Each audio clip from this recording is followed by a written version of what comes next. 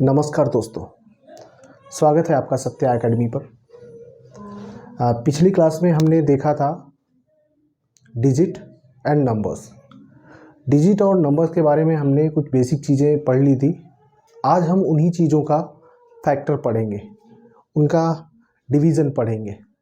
ठीक है, मतलब अगर आपको डिजिट मिल गया, अंक मिल गए, तो उनका गुणनफल गुणा कैसे करते हैं, भागफल यानी भाग कैसे करते हैं। ठीक है, देखो, अगर आप लोग तैयारी कर रहे हो ना, मेहनत से पढ़ो, ताकि अगली वैकेंसी में या जो भी वैकेंसी चल रही है या जब भी आप एग्ज़ाम हॉल में बैठो तो आपको क्वेश्चन पेपर देख के एक कॉन्फिडेंस आना चाहिए। वो कॉन्फिडेंस डगमगाना नहीं चाहिए, क्योंकि किसी ने कहा है कि जो आप प्रैक्टिस में या आप अभ्यास के मैदान में जितना पसीना बहाते हो ना, उतना ही कम आपको युद्ध के मैदान में खून बहता है आपका। अभ्यास के मैदान में जितना पसीना बहेगा, युद्ध के मैदान में उतना ही कम खून बहेगा। और वैसे भी ये तो कंपटीशन का आंधी है, आंधी चल रहा है कंपटीशन का। जब आप बैठ के रील्स देख रहे होंगे ना, तो किसी रूम के एक कोने में बैठ के कोई लड़का पढ़ रहा होगा, और यकीन मानिए अगर उससे सामना होगा ना आपका एग्ज़ाम हॉल में, बवंडर बना के उड़ा के लेके चला जाएगा, पता नहीं चलेगा। इसलिए आपसे निवेदन है, रील्स देखना बंद करिए, पढ़ाई पे ज़्यादा ध्यान दीजिए। ये नचनियों को देख के क्या मिलेगा? कुछ नहीं। कबूतरों के साथ गुटरगू करने से कुछ नहीं मिलेगा। बाज बनो, बाज। तुम्हें आसमान छूना है, आसमान की ऊंचाई तक जाना है, उसकी औकात बतानी है आसमान की, कि हम हैं जो तुमको छू सकते हैं। ठीक है, शुरू करते। आपका टाइम वेस्ट नहीं होगा। यहाँ आए हो तो बिना टाइम वेस्ट किए हम आपको कुछ ना कुछ बताएंगे और आप सीख कर जाओगे। चलो शुरू करते हैं। सबसे पहला टॉपिक है फैक्टर। आज का टॉपिक है फैक्टर, गुणनखंड।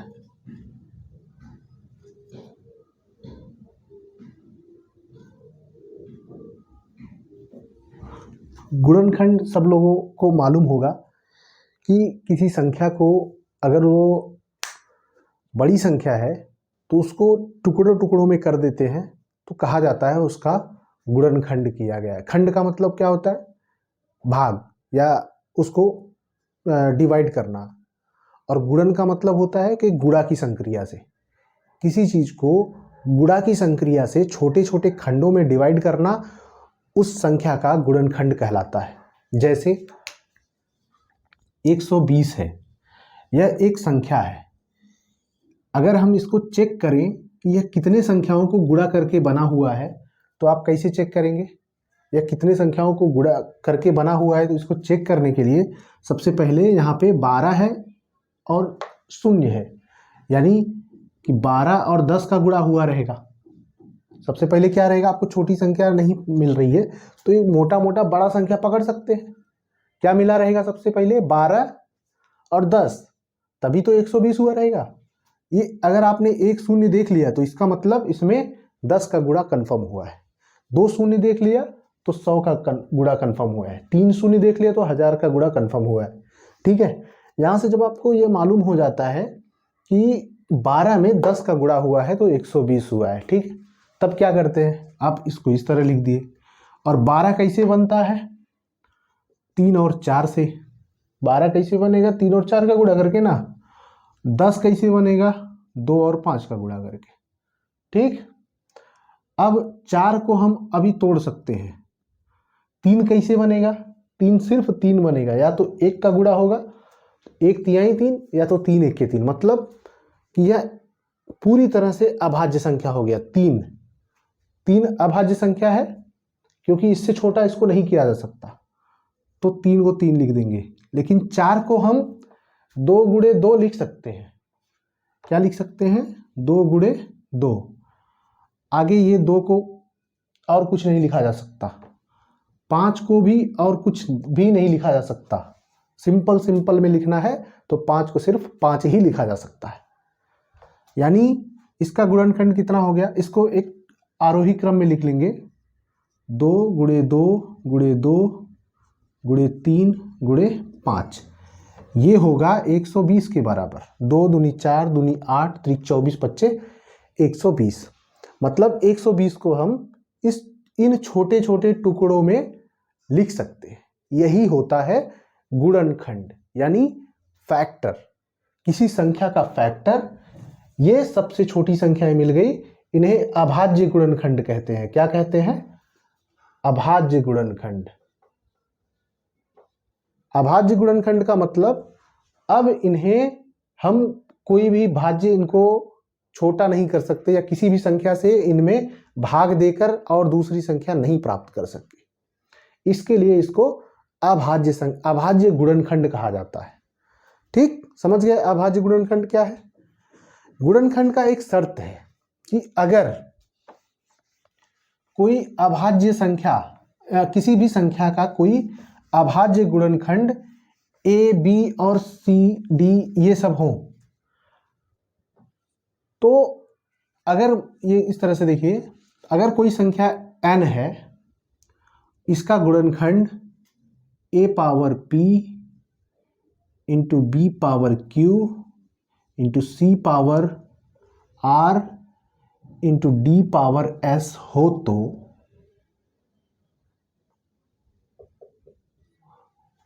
तो इनके गुणनखंडों की कुल संख्या कितनी होगी? जैसे आपने यहां पर देखा 120 को 2 गुणे 2 गुणे 2 गुणे 3 गुणे 5 लिखा गया। अब इसमें हम 2 गुणे 2 गुणे 2 को हम 2 घाते 3 भी लिख सकते हैं, 3 को 3 घाते 1 लिख सकते हैं, 5 को 5 घाते 1 लिख सकते हैं। यानी कि 2 का गुणा 3 बार, 3 का गुणा 1 बार, 5 का गुणा 1 बार हुआ है इसमें। इसका लिखने का मतलब या कहने का मतलब यही है, सेम। अब अगर इसमें पूछा जाए कि इसके गुणनखंडों की संख्या कितनी होगी, ये तो गुणनखंडों का योगफल, अगर कहा जाए गुणनखंडों का योगफल क्या होगा, तो ये योगफल तो आप सीधा 3 1 4 1 5, गुणनखंडों का योगफल 5 हो जाएगा। लेकिन अगर गुणनखंडों की संख्या पूछा जाए तब कैसे आप ज्ञात करेंगे? गुणनखंडों की संख्या का मतलब समझ रहे हैं? गुणनखंडों का संख्या का मतलब यह है कि जैसे 120 है, 120 को हम 12 गुणे 10 लिख सकते हैं, ये एक बार हो गया। फिर 120 को हम 10 गुणे 12 लिख सकते हैं, या 2 बार हो गया। फिर 120 को हम लिख सकते हैं 2 गुणे 60, 3 बार हो गया। फिर 120 को हम लिख सकते हैं 60 गुणे 2, 4 बार हो गया। फिर 120 को हम लिख सकते हैं 30 गुणे 4, ये 5वां बार हो गया। फिर 120 को हम लिख सकते हैं 4 गुणे 30, 6ठा बार हो गया। इस तरह से आप अगर कोई संख्या, बड़ी संख्या, ये तो 120 छोटा है, मेहनत करोगे तो आप निकाल ले जाओगे, लेकिन इसी तरह से अगर कोई बड़ी संख्या मिल जाए तब आप उसके गुणनखंडों की संख्या कैसे ज्ञात करेंगे? आपको ये फार्मूला ज्ञात करना है पहले। तो इसका एक फार्मूला है, इसमें बेसिक तो ये है, लेकिन इस चीज से आपको करते करते मैं तो कहता हूं महीनों बीत जाएंगे। बड़ी संख्या मिल गई तो महीनों बीत जाएंगे, आप करेक्ट निकाल नहीं पाएंगे।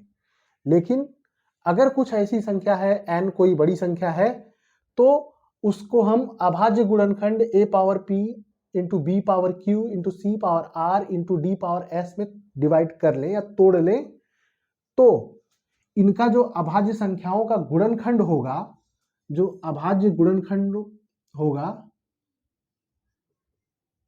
अभाज्य गुणनखंडों की संख्या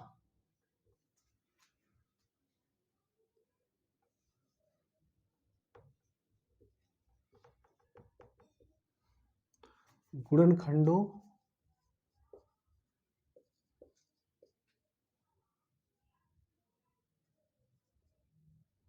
की संख्या बराबर होगा p plus 1 into Q plus 1 into R plus 1 into S plus 1 dash dash. यानी कि ये जितने भी अभाज्य गुणनखंड होंगे, आगे अगर e रहेगा, आगे अगर e मिलता है आपको, e पावर t होता है, तो t प्लस 1, इस तरह से ये बनता चला जाएगा। a power p into B power q into C power q अगर टोटली अभाज्य हो कि उनको अब यहाँ के अलावा कुछ और नहीं तोड़ा जा सकता, तब जो इनकी पावर आएगा, a का पावर अगर p हो तो p प्लस वन, b का पावर q हो तो q प्लस वन, c का पावर r हो तो r प्लस वन, d का पावर s हो तो s प्लस वन, और अगर e का पावर t हो तो t प्लस वन, और भी आगे जाता है। तो इस तरह से उनके पावर में एक जोड़ करके सबका गुणा कर दिया जाएगा। ये एक फार्मूला है। क्या है ये? फार्मूला है, बहुत इंपॉर्टेंट फार्मूला है, अक्सर क्वेश्चन पूछा जाता है इस पे। गुणनखंडों की संख्या ज्ञात कीजिए। आगे है गुणनखंडों की सम गुणनखंडों की संख्या ज्ञात कीजिए। फिर आगे है विषम गुणनखंडों की संख्या ज्ञात कीजिए। तो पहले आप गुणनखंडों की संख्या ज्ञात कर लीजिए, फिर आगे सम और विषम के भी जो ये फॉर्मूला है वो भी बता दिया जाएगा आपको। जैसे कोई संख्या है 400, इसके गुणनखंडों की संख्या ज्ञात करनी है आपको। 400 के गुणनखंडों की संख्या ज्ञात करने के लिए आप सबसे पहले इसको लिख सकते हैं 4 गुणे 100, या और क्या लिख सकते हैं इसको, 4 को लिख सकते हैं 2 घाते 2 गुणे 100 को क्या लिख सकते हैं आप, 100 को लिख सकते हैं आप 10 गुणे 10 लिख सकते हैं, 10 में 100। फिर 10 को क्या लिख सकते हैं, 2 गुणे 5 गुणे 10 को, इसको भी 2 गुणे 5, मतलब यहाँ पे 2 का एक पावर और है, यहाँ पे भी 2 का एक पावर और है। इसको 2 पावर 1, 2 पावर 1, 5 पावर 1, 5 पावर 1, यानी अगर किसी का घात कुछ नहीं है तो उसको मान लिया जाता है कि उसकी घात 1 है। तो घातांक के नियम से आप जानते हैं, अगर बेस बराबर हो 2 2 2 तो उसके घातांक जुड़ जाते हैं। 2 एक 3 और एक 4, ये हो गया 2 घाते 4 गुणे 5 का कितना घात है, 1 और 2। ये इसका अभाज्य गुणनखंड हो गया। लेकिन अब अभाज्य गुणनखंडों की संख्या कितनी है ये ज्ञात करने के लिए आपको इस फार्मूले का यूज करना पड़ेगा। यहां पे आप देख रहे हैं ये a हो गया, यह b हो गया, ये p हो गया, यह q हो गया। p और q तक बात खत्म हो जाएगी। तो इसके लिए p मतलब p plus 1 into Q plus 1 का आप यूज कर लेंगे।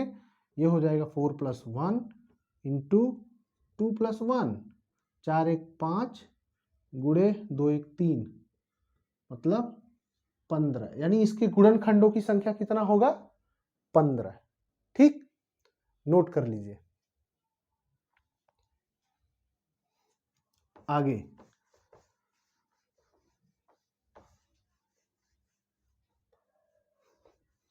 आगे है कि अगर कोई फैक्टर आपको दिया है, इस तरह से गुणनखंड कोई दिया है, a power p, b power q, c power r और d पावर s तक दिया है, और यह पूछे कि इसके सभी विषम गुणनखंडों की संख्या कितनी होगी। जैसे अगर 2 बार है तो वो सम है, 3 बार है तो विषम है, बराबर, 5 बार है विषम है, 7 बार है विषम है, 9 बार है तो विषम है। यानी कि जो सम को छोड़ दिया जाए, सिर्फ विषम कितने टाइप के, उसके विषम कितने गुणनखंड हैं, उनकी संख्या कितनी होगी। अगर आपको यह ज्ञात करना हो, यानी जो ऑड फैक्टर है,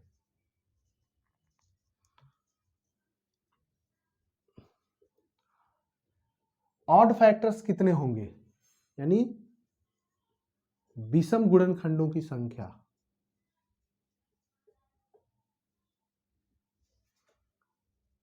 विषम गुणनखंडों की संख्या, इसका फार्मूला सिर्फ ये होता है, p को आप छोड़ देंगे, ये हो जाएगा q plus 1 into r plus 1 into s plus 1, बस। यानी इसको एक पहले वाले को, ये पहला वाला जो है इसको आप छोड़ देंगे। जैसे एग्जांपल इसका है 240, कोई संख्या है, 240 के विषम गुणनखंडों की संख्या ज्ञात कीजिए। 240 के विषम गुणनखंडों की संख्या आपको ज्ञात करना है।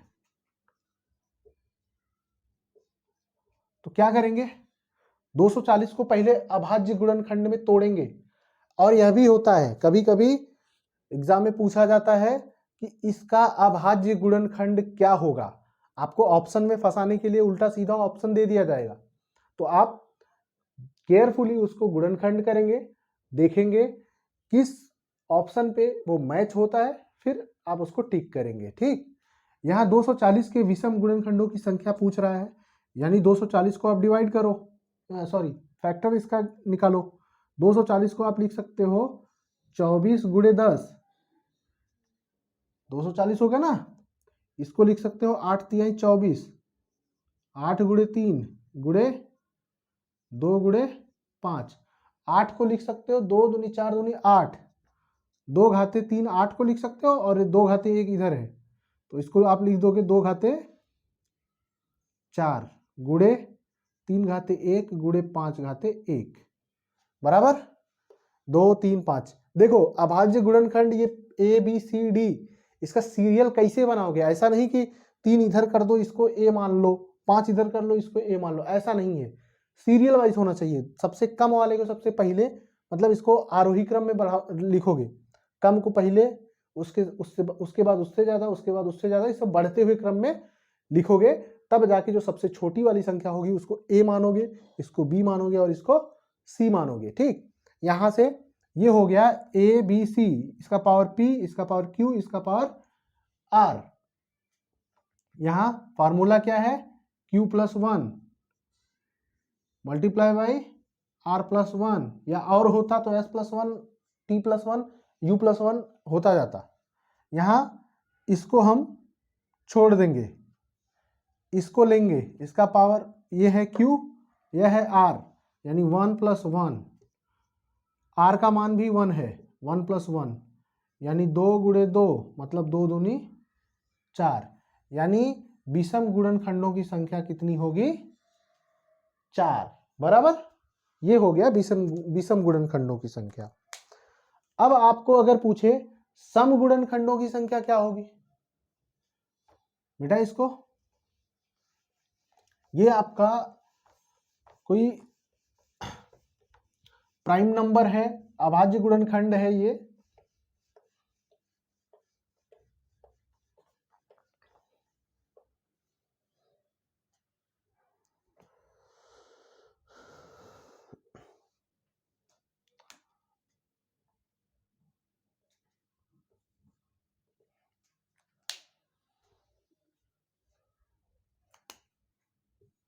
A B C और D,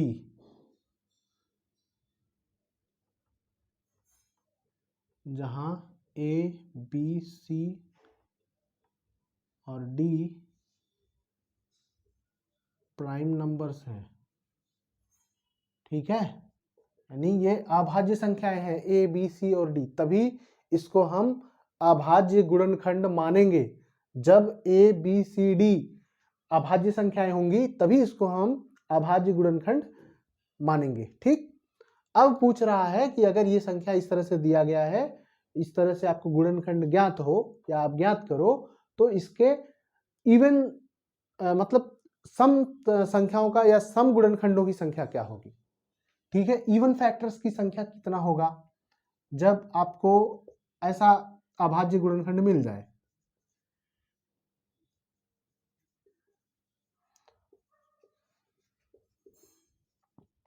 इवन फैक्टर्स यानी सम गुणनखंडों की संख्या, इसको लिख सकते हैं सम गुणनखंडों की संख्या बराबर P into Q+1 into R+1। क्या होगा? P into Q+1 into R+1, जहां P आपको मालूम है, Q ये है, R ये है, S ये। चलो एग्जाम्पल देख लेते हैं। मान लीजिए कोई संख्या है 460, क्या है? 460। इसका आपको सम गुणनखंडों की संख्या ज्ञात करनी है, तो इसको हम लिख सकते हैं 46 गुणे 10, या और इसको क्या लिख सकते हैं 23 गुणे 2, 23 दूना 46 गुणे 2 गुणे 5। 46 को हमने 23 गुणे 2 कर दिया, 10 को हमने 2 गुणे 5 कर दिया, तो ये हो गया। अब हम क्योंकि 23 एक प्राइम नंबर है, इसको हम और छोटा नहीं कर सकते हैं, 2 भी प्राइम नंबर है, ये सारी अब प्राइम नंबर मिल गई। अब आप यहाँ पे सबसे पहले छोटे वाले को लिखेंगे, यानी 2 को, 2 की पावर यहाँ 1 यहाँ 1 मिला के 2, 2 की पावर 2 गुणे 5 की पावर 1 गुणे 23 की पावर 1। अब यहाँ P की वैल्यू है 2, Q की वैल्यू है 1 और R की वैल्यू है 1। इसको फॉर्मूले में रखेंगे। यहाँ पे P की वैल्यू ये वाला 2, ना कि ये वाला 2 रखेंगे, 2। Q की वैल्यू 1 + 1, R की वैल्यू 1 + 1, यानी 2, ये 2 हो गया, 1 धन 1 2, 1 धन 1 2, यानी 2 दूनी 4 दूनी 8, यानी 460 के सम गुणनखंडों की संख्या कितनी होगी? 8। केवल सम गुणनखंडों की संख्या। अगर विषम गुणनखंडों की संख्या पूछता तो ये P नहीं रहता, 2 दूनी 4 ही होता, ठीक। और टोटल गुणनखंडों की संख्या पूछता तो क्या होता? P + 1, यानी यहाँ पे तब ये 2 धन 1 हो जाता 3, ये गुणा होता 3 दूनी 6 दूनी 12, ठीक, 12। यानी ऐसे भी देख लो कि अगर कुल गुणनखंडों की संख्या 12 है, ऐसा कभी कभी यह भी क्वेश्चन आता है कि यदि किसी संख्या के कुल गुणनखंडों की संख्या 12 हो, क्या हो? 12, और उसके सम गुणनखंडों की संख्या 8 हो, तो विषम गुणनखंडों की संख्या कितनी होगी? 4। यही तो होगा ना, क्योंकि 12 में से 8 घटेंगे 4 आएगा। कुल 12 है, तो अगर और कुल 12 है 8 विषम है तो जाहिर सी बात है, सॉरी, कुल 12 है 8 सम है, तो जाहिर सी बात है 4 विषम होगा, तभी तो 8 4 12 होगा, ठीक है। इस तरह से ये फैक्टर को आप हल कर सकते हैं। तो अगर देखा जाए तो फैक्टर वाला टॉपिक यहाँ पे समाप्त होता है। अब पढ़ते हैं डिवीजन। किसी संख्या में भाग कैसे देते हैं?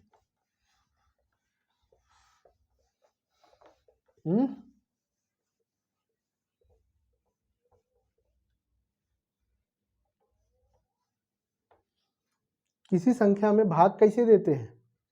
सबसे पहले जो डिवाइडेंट होता है, डिवाइडेंट में हम डिवीजर से भाग देते हैं, यानी भाजक से भाज्य में जो भाज्य होने वाला, जैसे इसको हम इस तरह से भी लिखते हैं, ये है भाज्य, इसको लिख सकते हैं डिवाइडेंट,